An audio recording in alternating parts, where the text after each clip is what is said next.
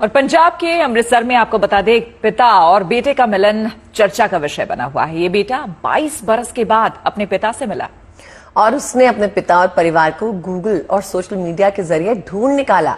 देखिए कैसे जापान से आया ये बेटा अपने पिता को ढूंढने में कामयाब रहा।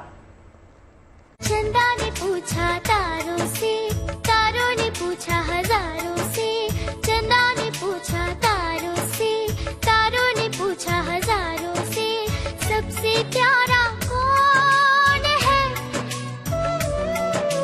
पापा, मेरे पापा, पापा। साल 2005 में ये फिल्म आई थी। नाम था मैं ऐसा ही हूँ। कमोबेश इस बच्ची की तरह ये बेटा भी अपने पिता को बहुत प्यार करता है और उनकी तलाश में जापान से भारत चला आया। ऐसे में पूरे 22 बरस बाद एक बेटा अपने पिता से मिला। ये पैदल ही होटल से अपने पुराने घर की ओर गूगल मैप पे इसने हमारा पुराना घर ढूंढ लिया था। इसके बाद फोटोग्राफ थी मेरी और सारे डॉक्यूमेंट थे। ये दुकानों पे जा जाके दिखाता था, जो लोग रास्ते में जाते उनको दिखाता था, आपने इनको देखा। बरसों बाद एक भाई अपनी बहन से मिला और माँ के साथ इस तरह 2 दशक बाद गले लगना 100 सुकून 100 सुख मिलने जैसा है। ये कहानी पूरी फिल्मी जैसी है और इस कहानी के बीच एक किरदार सुखपाल सिंह है।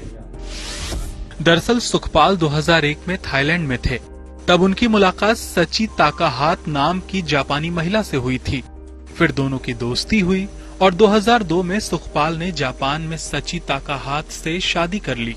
इसके बाद साल 2003 में उनका एक बेटा हुआ, लेकिन कुछ ही समय में दोनों पति पत्नी के बीच अनबन हो गई। ऐसे में सुखपाल और सची ताकाहाता ने अलग होने का फैसला लिया। फिर सुखपाल वापस भारत आ गए और उन्होंने कुछ वक्त बाद साल 2009 में दूसरी शादी कर ली। यानी सुखपाल की 2 शादियां हुई, लेकिन पहली शादी से हुआ बेटा भी दिल में बसा था।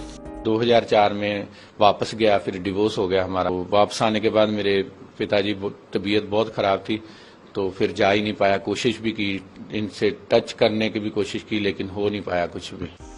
हालांकि उधर जापान में सुखपाल का बेटा रिन ताकाहाता जैसे जैसे बड़ा हो रहा था, वैसे वैसे वो अपने पिता के बारे में भी पूछता था। लेकिन एक दिन ओसाका यूनिवर्सिटी में पढ़ाई के दौरान रिन को एक असाइनमेंट मिला, जिसमें छात्रों को अपने परिवार के बारे में बताना था। रिन को माँ के परिवार के बारे में तो पता था, लेकिन पिता के बारे में कोई जानकारी नहीं थी। ऐसे में उसने गूगल और सोशल मीडिया की मदद ली। फिर वो भारत आ गया, जहाँ पंजाब के अमृतसर में उसने अपने पिता की तलाश शुरू की। इसके बाद उसने स्थानीय दुकानदारों को अपने पिता सुखपाल की तस्वीर दिखाई, तो दुकानदारों ने सुखपाल की पहचान कर दोनों को आपस में मिलवा दिया। फिर जब रिन अपने पिता और परिवार के दूसरे सदस्यों से मिले तो भावुक हो गए। चलो हुण मेल हो गया, असीं ते सुपना ही लग रहा सारा कुछ। कल्चर लगा पंजाब कल्चर पंजाब दा उन्होंने बहुत पसंद आया, क्योंकि हाफ ब्लड पंजाब दा ओहदा बहुत उन्होंने पसंद आया पंजाब दा कल्चर। हाँ जी। सुखपाल की भारत में शादी गुरिंदर कौर से हुई है और दोनों की एक बेटी एवलिन है। अब एवलिन को भी अपना एक भाई मिल गया है। दोनों इस रिश्ते को लेकर काफी खुश हैं।